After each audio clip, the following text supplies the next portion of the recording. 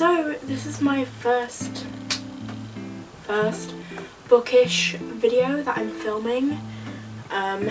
It's been like more than half a year since I've even filmed anything or uploaded anything on this channel, and I'm gonna thank one of my friends for this because she said that she was posting something on her YouTube channel, and I was like, I have a YouTube channel too, so I just thought I should probably post something because otherwise I've just got an empty channel with 2 videos on it. And also because it's fun. YouTube is fun.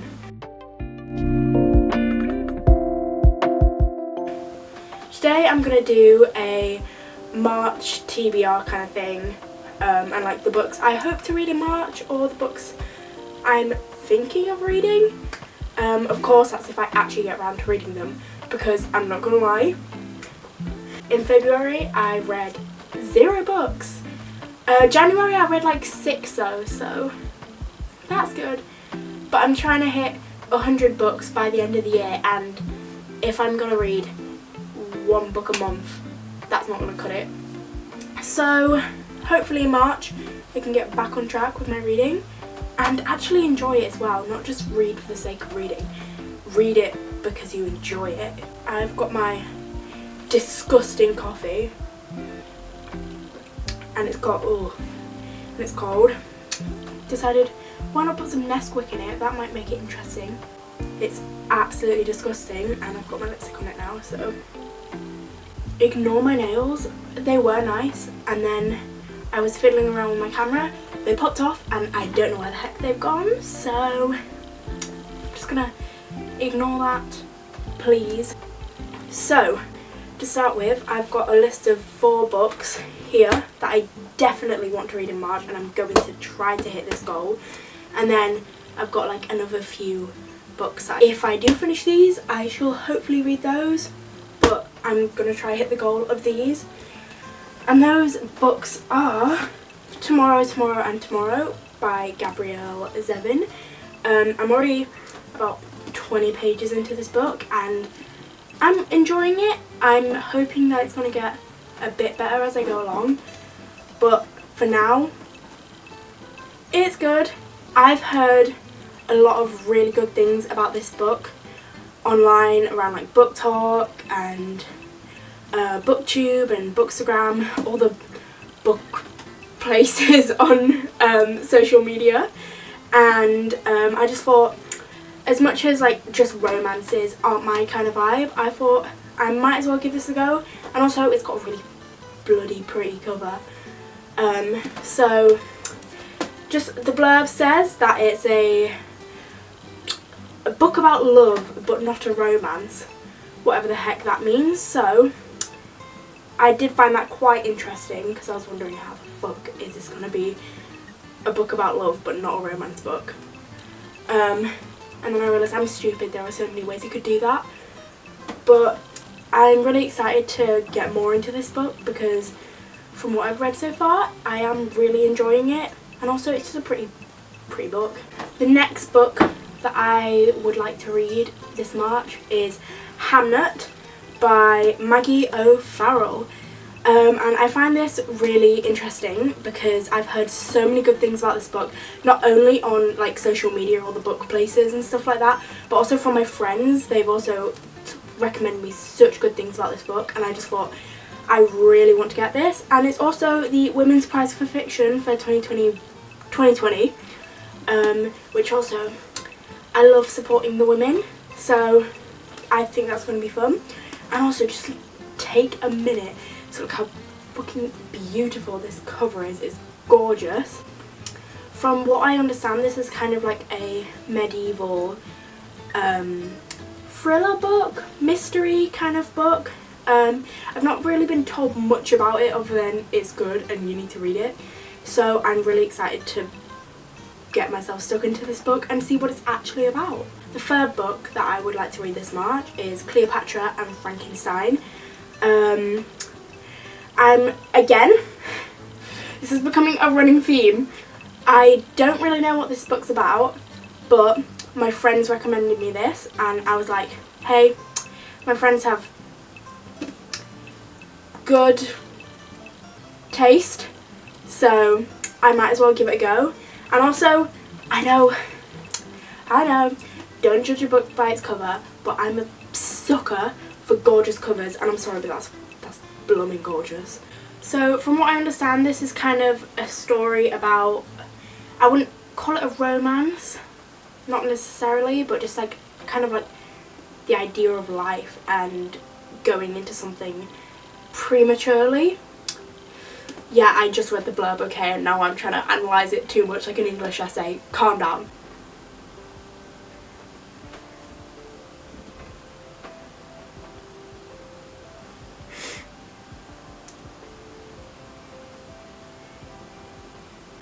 But I also bought this in Valencia when I was there for work experience. Yeah guys, I did work experience in Spain. I'm so cool. I've always seen on like comment sections about how expensive books are in European countries, because I know in Britain we've got it good. Like our books are, they're not cheap, but compared to everywhere else, they're fucking cheap. And I was like looking at it and the price, I kid you not, €14.75 for a paperback book. I was like, is that just this book? So I looked at all the other books, same price, even more. I was like, because I was planning to get like a few books that I could read on the plane back home, and I was like, no, absolutely not. I cannot. This is such an off kind of random tangent I'm going on right now, but it's also got like a really different cover and feel to British books, which is really quite interesting. I have a feeling that this might be really hard to not break the spine, and I don't want to break the spine, but if it happens, it happens. So the final book that I definitely want to read this March is kind of a summary book, and yes, I did start it on the plane back from Valencia, but I only got about 60 pages in, as you can see, so hopefully I can finish that this March and quickly move on to another book, and that's Malibu Rising by Taylor Jenkins Reid. And honestly, one of the main reasons I wanted to read this book is because I love Taylor Jenkins Reid. Seven Husbands of Evelyn Hugo, Daisy Jones and the Six, Carrie Soto is back. Beautiful. Also, Carrie Soto, she gets a little cameo in this book. So, if you like that, get on this book. And this is essentially kind of like a, I think you call it a mystery book, where there's like fucking rich nepo babies and their house burns down, and obviously they've got to recover them, that, find out how it happened. So that's quite interesting. No, this is seen as like a summer book rather than like a spring Marchy kind of book, but also Easter's early this year, which means summer's early this year, which means it's technically summer already, so I can read this book. And little secret, I'm not sure I like the cover. The only time I ever like this cover is if someone's saying, oh, let's go to the beach. Then this fits.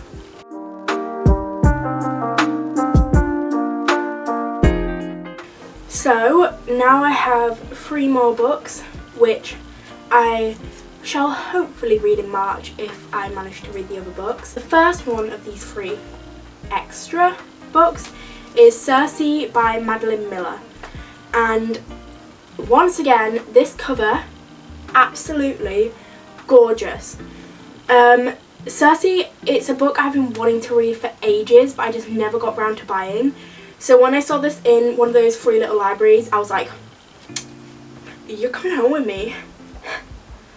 That was so cringe. Guys, I'm so sorry. Madeline Miller, as an author in general, I absolutely love her. Song of Achilles, beautiful book.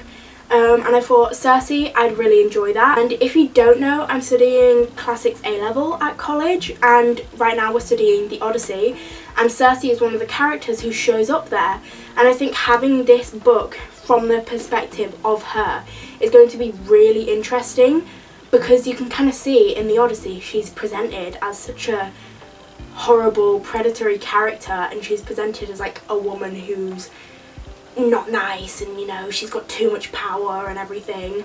And I feel like it'd be really interesting to see how another author presents it other than Homer, who's a fucking misogynist. Sorry guys.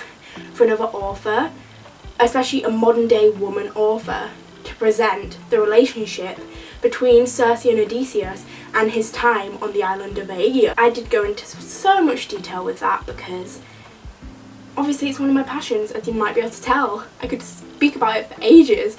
But I'm really interested in Greek mythology as in a general kind of thing. I would really like to read the book Ariadne, which I'm not sure if it's by Madeline Miller. I don't think it is.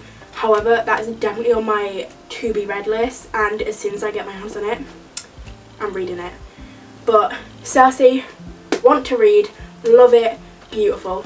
The next one is a reread of A Good Girl's Guide to Murder by Holly Black, because first time I read it must have been like 4 or 5 years ago, something along those lines. I was a child, I didn't really take it in.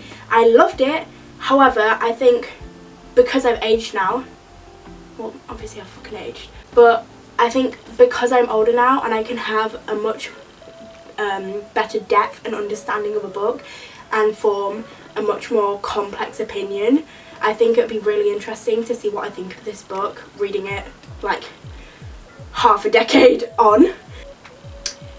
I don't know if the show is out yet or if it is coming out soon, but I think it'd be really great to read this before I see the show as well, because books are always better than the TV show or movie adaptations. Argue with the bloody wall. Finally, this is part of a series which I kind of gave up on back in November, December time, and that's Glass Sword by Victoria Aveyard from the Red Queen series.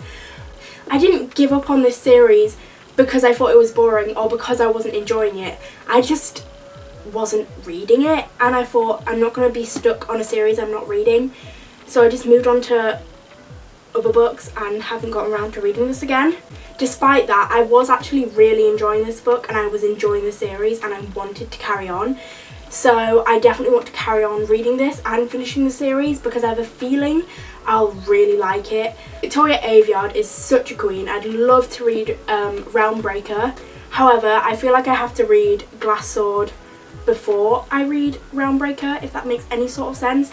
I don't think they're connected in any way because I think Red Queen is her kind of jig. I think it would be good to read this first. Right, so that's it for this little video. I hope this was at least a tiny bit entertaining for at least one of you watching.